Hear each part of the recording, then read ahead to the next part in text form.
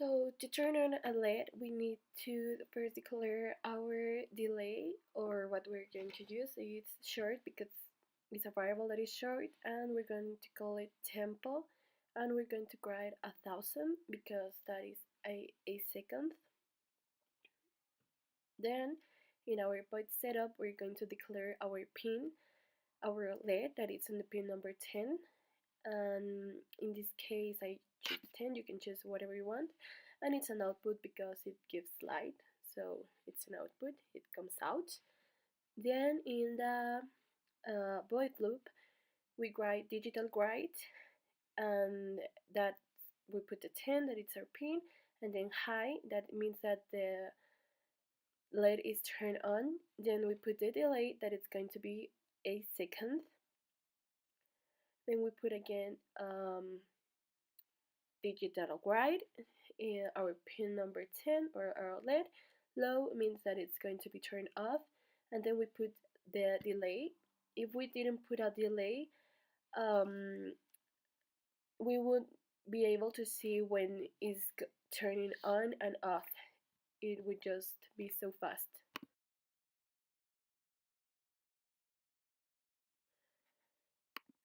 So now we're going to learn how to use the buttons or how they work.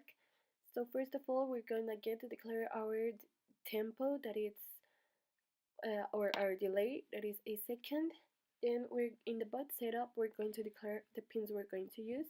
Here we have pin mode, it's number 1, it's a button, and input pull up. This is because a button is an input because it receives information, and a pull up because you pull and then it goes up, or that's the way I understand that, the reason why is it called like that. And then we have here a LED. I use the number 10 that it's an output because it shows light, it goes out.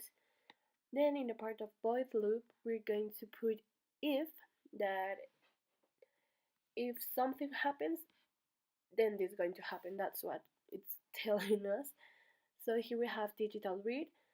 If it receives information that our number 1, that it's our button, is being pressed, so it's low, it will, the digital write, it means that the pin that is in the number 10, that is our LED, the number 10, it will turn on. So in order to see it, we're going to put a delay.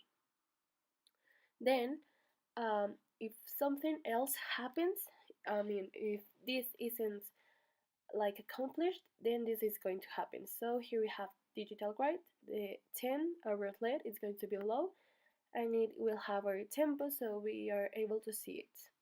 So that's how.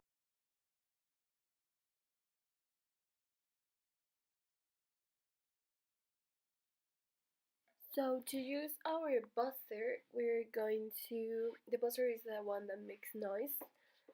So we're again going to declare um, our time, our delay, that is a short variable, and we're going to call it tempo, and this is a second. Then in our byte setup, we need to declare our buzzer, that in some cases is in the pin zeros, and it's an output because it gives something, it gives noise. Then in the void loop, we're going to put tone 0 to 161, or any number you want, but in the 200s is the one that the humans can hear, like clearly, or in Arduino at least. And then our tempo, that is a second. So 0 is the pin, 261 is the frequency, and the tempo is the time we want this noise to sound. So if you don't want to put a time and you want it to be like constant, you just erase it like that, and then you will have a constant noise. But here you will need to add a delay so you can hear it, because here we have a note sound, so this turns off the noise. So if you don't put a delay in here, when you erase tempo, you wouldn't be able to hear the difference when it is turned on and turned off. So you will need to add a delay in here, but basically that's how the buzzer works. So now we're going to learn how to use the servo motor. So first of all, we need to include the library of the servo. If not, it won't work. So we put hashtag or this symbol include servo.h. Then we put short, that is a variable, a period of time that is short. Tempo equals to 1,002 seconds. Then we put servo. I call it to put it a name. I put SM for servo motor, but you can call it whatever you want. It could be servo motor or your name or whatever. Then in the byte setup, I put sm.attach, so we declare it as a pin, so we can use it, and it could be in the number one. In my case, it's in the number one. Then in here, it tells us SM, so put it, write it like in an angle number 10. So our servo motor will be in the angle 10, and so we can see that we put a delay of 2 seconds. Then I want it to be in the angle 50. So that's what it will do. After 2 seconds, it will be in the angle 50, and then we have another delay so we can see the change. If not, it would be so fast we wouldn't be able to see it. And then I put it in the 100. So basically that's how the servo motor works.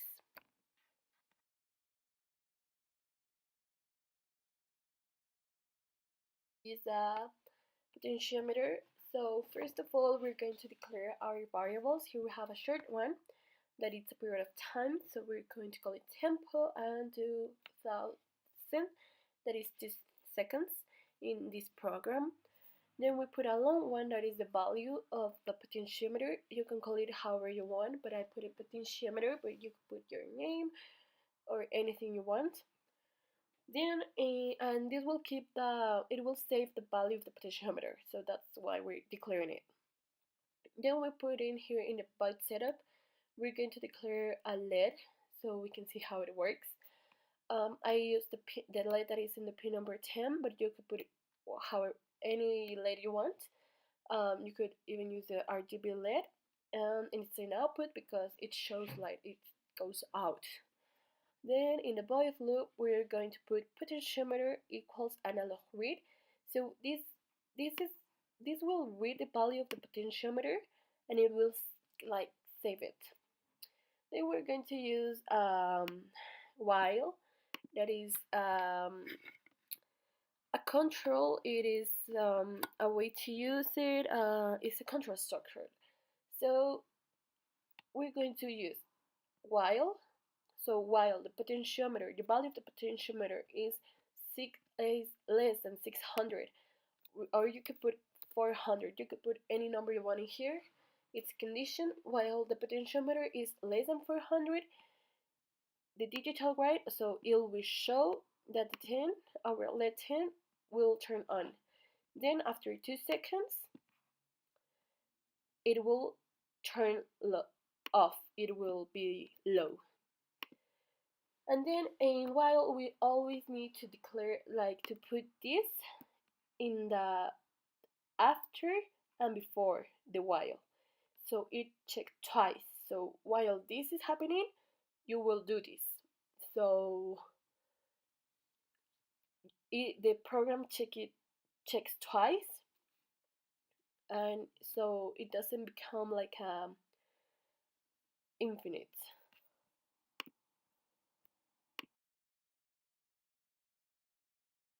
We're going to learn how to use the IR sensor. So first of all, we need to declare our variables that we're going to use. So here we have a short one that is a period of time, or the one that we're going to use as a delay. So we are going to call it tempo, and to those things that are 2 seconds. Then we have a long one that is the value of the IR sensor. I call it IRS, but you can put the name you want. You could put your name or anything else, as I said before. Then in the byte setup, we're going to declare LEDs so we can see how it works. I put the LED that is in the pin 10, but you can use any LED, and it's an output because it shows light. it shows light, it goes out. That's the way I see it. Then in the void loop, we're going to put IRS equals analog read A5. This is going to read the value of the IRS and it's going to save it. And that is attached to the pin A5 in my case. Then we're going to use the control structure while, that while this is happening, then this is going to happen. So while the value of the IRS is less than 600, or you could put 400, or I don't know, 300, any number you want, this will happen. So while the value of the IRS is less than 500, our pin, that is our LED that is in the pin 10, will turn on, and then we have 2 seconds so we can see the change. If not, we wouldn't be able to see the change. And then here we have, after 2 seconds, the pin will turn off. So in the control structure while, we need to put this phrase in the beginning and at the end so it can work. So the program can check it twice. If not, it would become like an infinite cycle.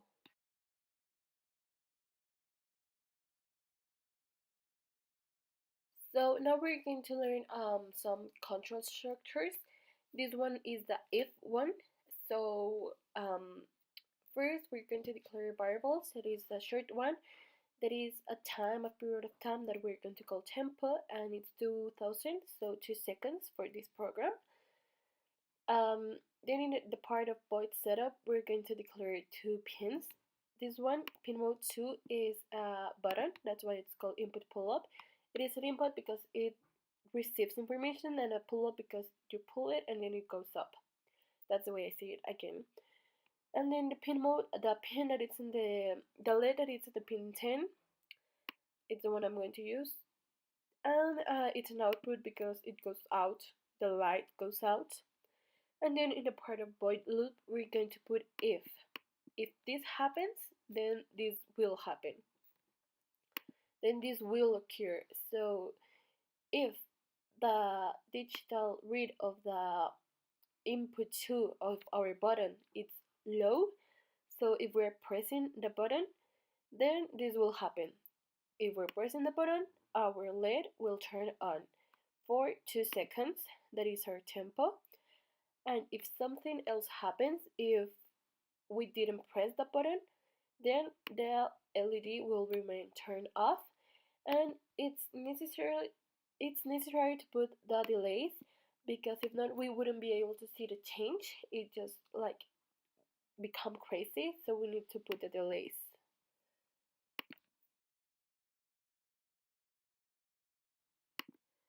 So now to use the while to show you how the control structure while works, I'm going to use the potentiometer.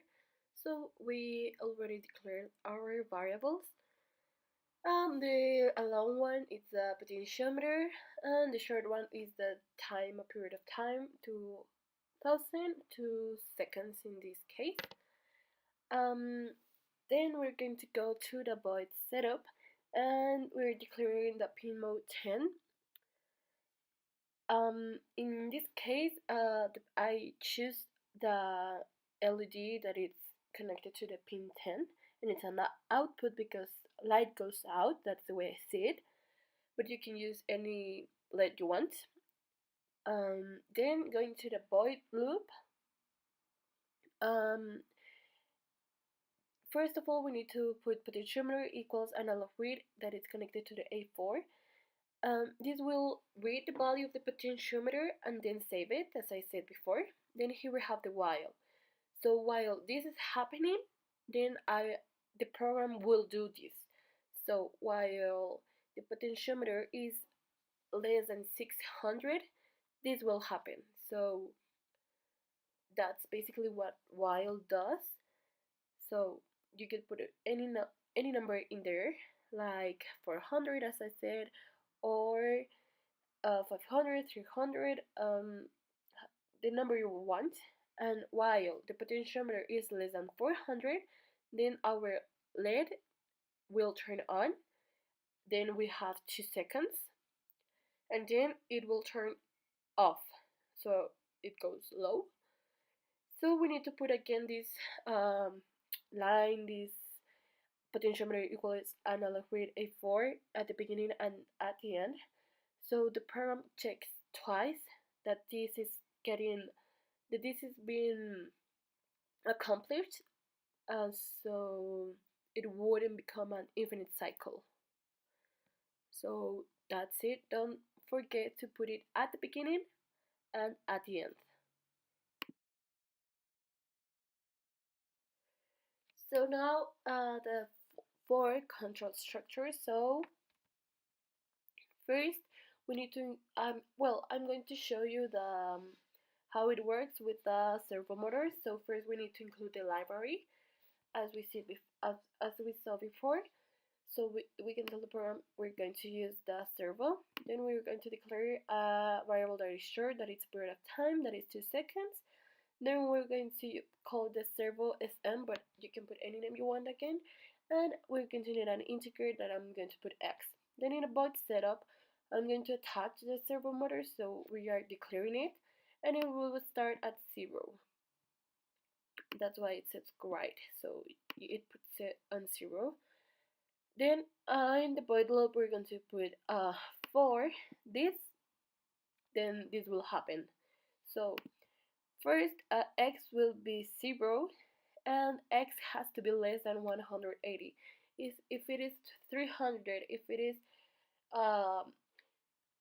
200, this won't work. So it has to be less than 180, and these signs means that x will be, it's going to be at 1. So first x will be 0. The second time x will be 1. The third time x is going to be 2. The fourth time x is going to be 3, and so on. So SM write, so we'll be seeing like 1 per 1. SM write is going to be x, and we're going to have a delay so we are able to see it, and it will take 2 seconds for each number. And then if we get, for example, here 4 x equals 180, x is going to be so for this cycle to work, x has to be greater than 0. So, and then we're going to be if it's x is 0, this cycle won't work. So x, then this sign means that we're going to take away 1 from x. So the first time x is going to be 180, the second time x is going to be 179, the third time x is going to be 178, and so on. That is what this is going to do. And then here we're telling it to write it down, and here we have, not to write it down, but to do it. Then our delay, and at the end of this cycle it will get to 0, so the first 4 will start again, and that's how for works.